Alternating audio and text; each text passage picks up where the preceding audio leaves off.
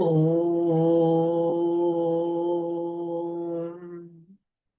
శాంతి. ఓం శాంతి. ఓం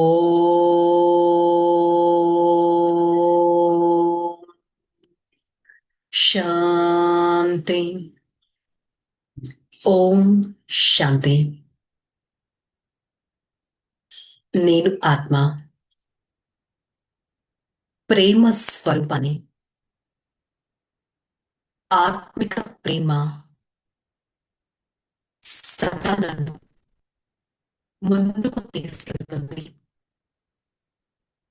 పరమాత్మ ప్రేమ సదా నన్ను రక్షిస్తుంది. సదా ప్రేమ స్వరూపపు స్థితిలో ఉంటూ నేను ఆత్మ,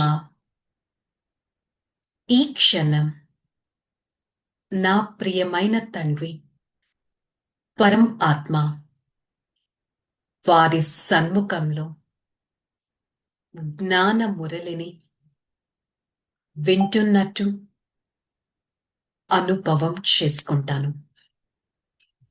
ఓం శాంతి.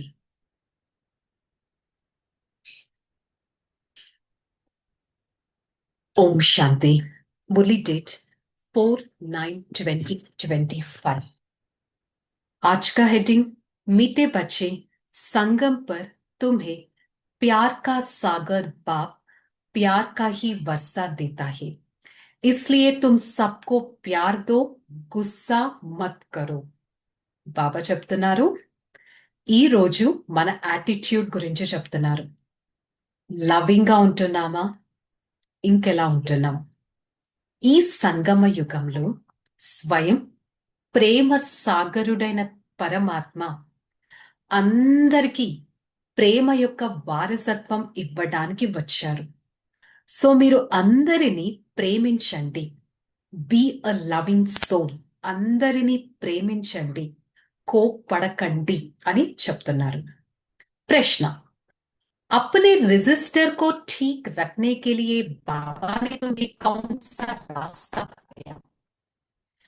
प्यार का रास्ता बाप तुम्हें बतलाते, श्रीमत देते बच्चे हर एक के साथ प्यार से चलो, किसी को भी दुख नहीं दो, कर्मेंद्रियों से कभी भी कोई उल्टा कर्म नहीं करो, सदा यही जांच करो मेरे में कोई असुरी गुण तो नहीं है, मूडी तो नहीं हूं, कोई बात में बिगड़ते तो नहीं हूं, मैं మన లైఫ్ అనే రెజిస్టర్ ని సరిపెట్టుకోవాలంటే పరమాత్మ ఇచ్చే దారి ఏంటి?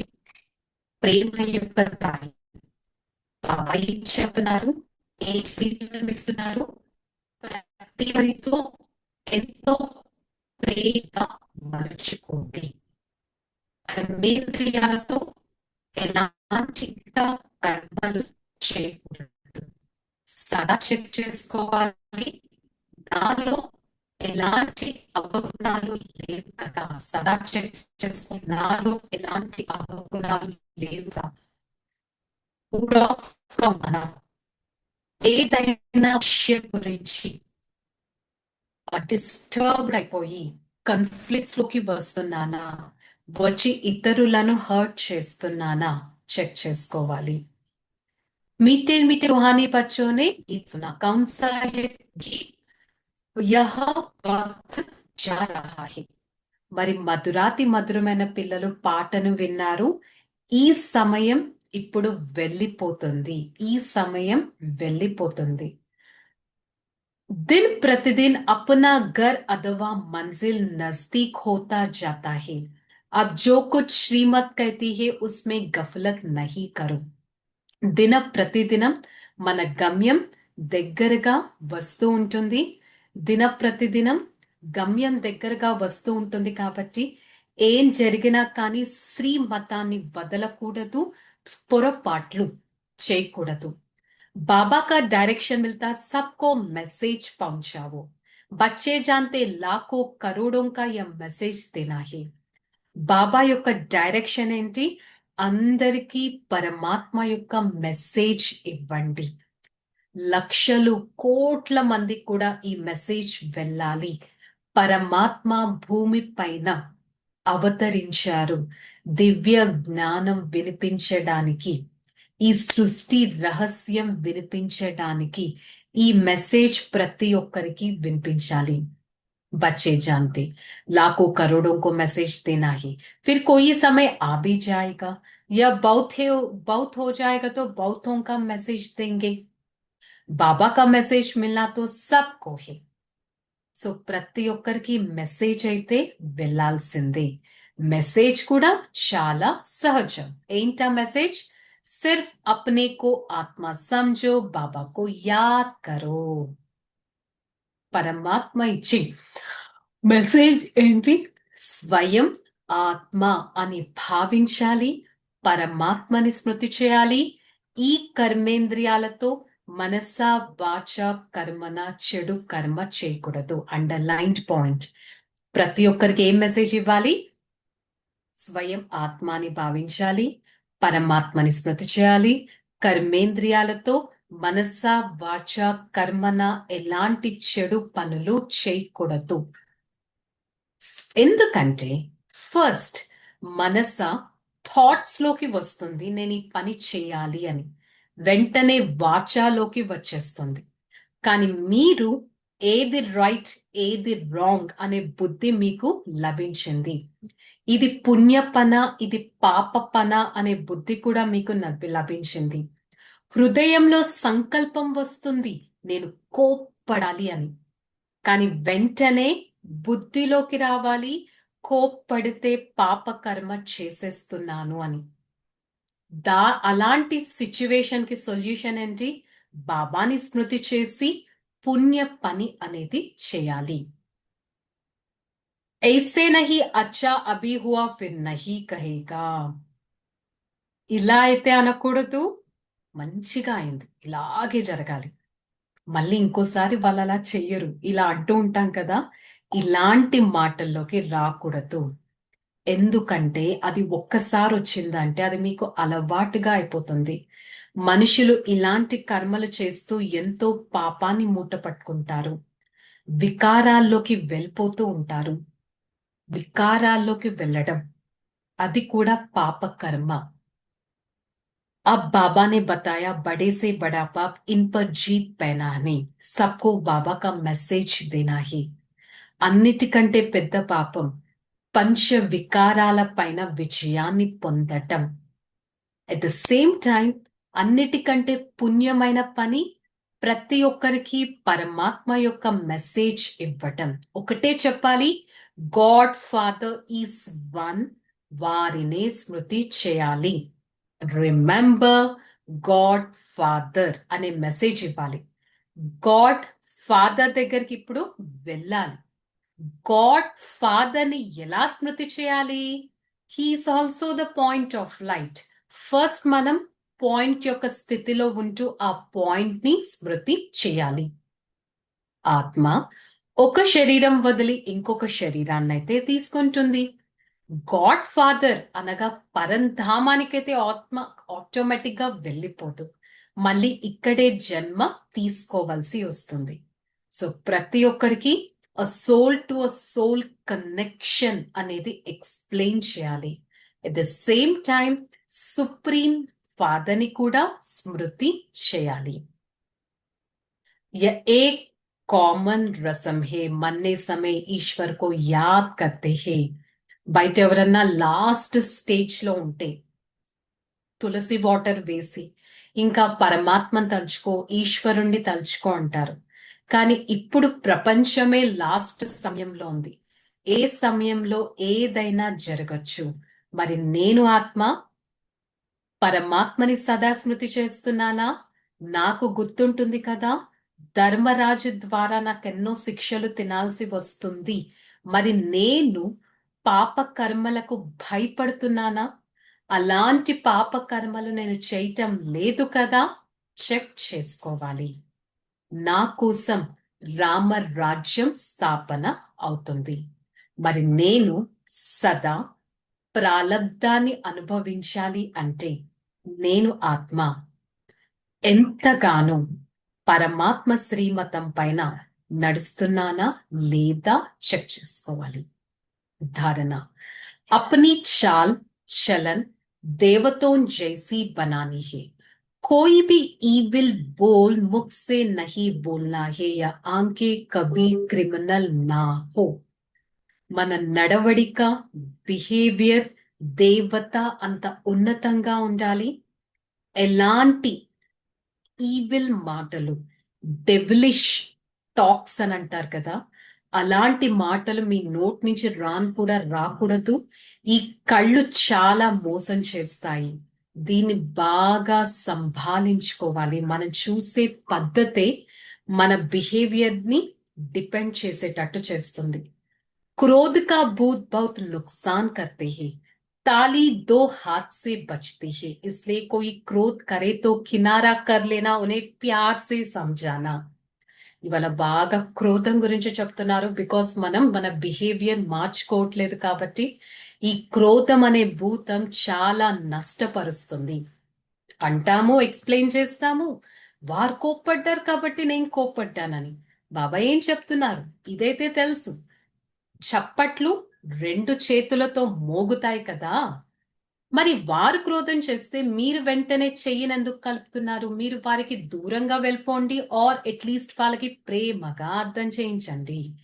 वरदानम त्याग तपस्या और सेवा भाव की विधि द्वारा सदा सफलता स्वरूप भव. त्यागम तपस्या सेवा, త్యాగం తపస్య సేవ, ఈ భావన ద్వారా సదా సఫలతా స్వరూపులుగా అవ్వాలి.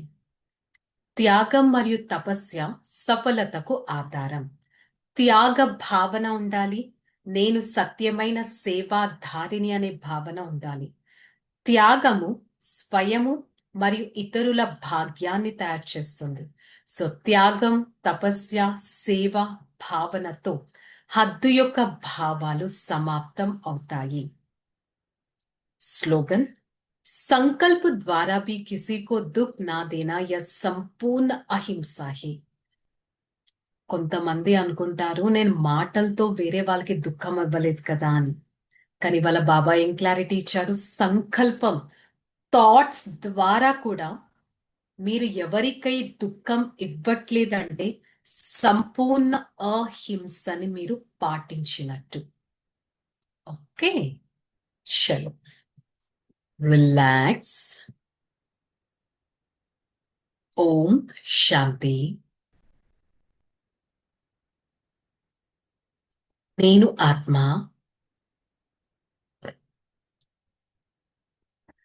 శాంత స్వరూపాన్ని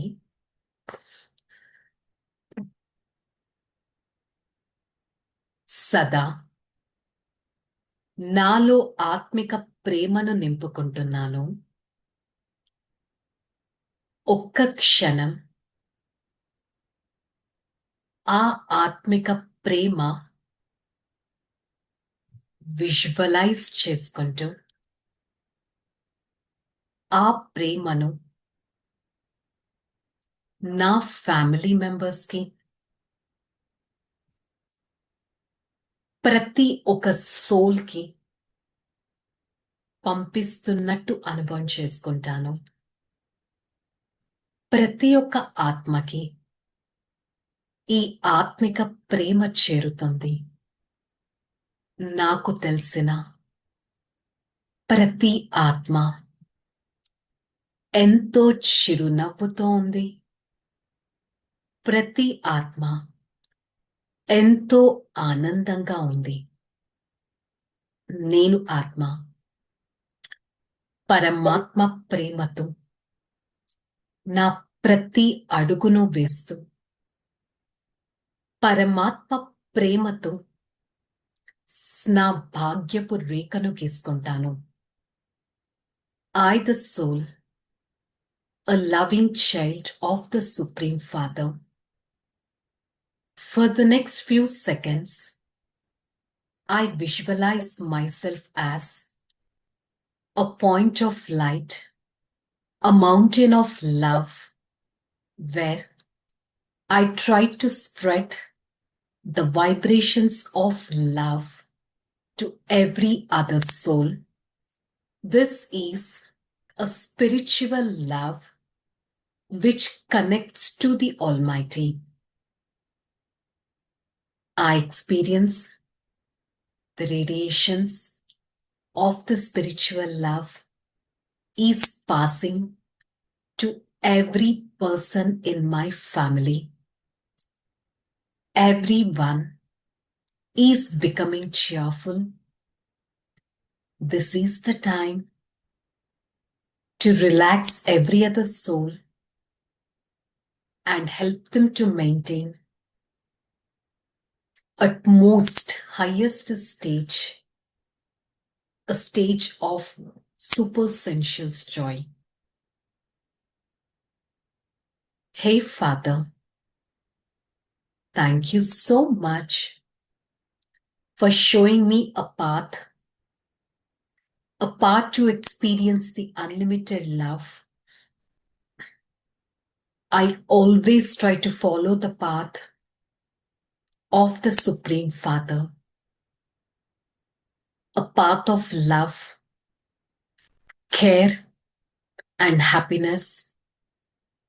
I try to make others loving, caring, and happy, whoever comes into my path, and be a God's serviceable child.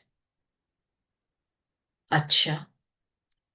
Om Shanti, Shanti, Shanti.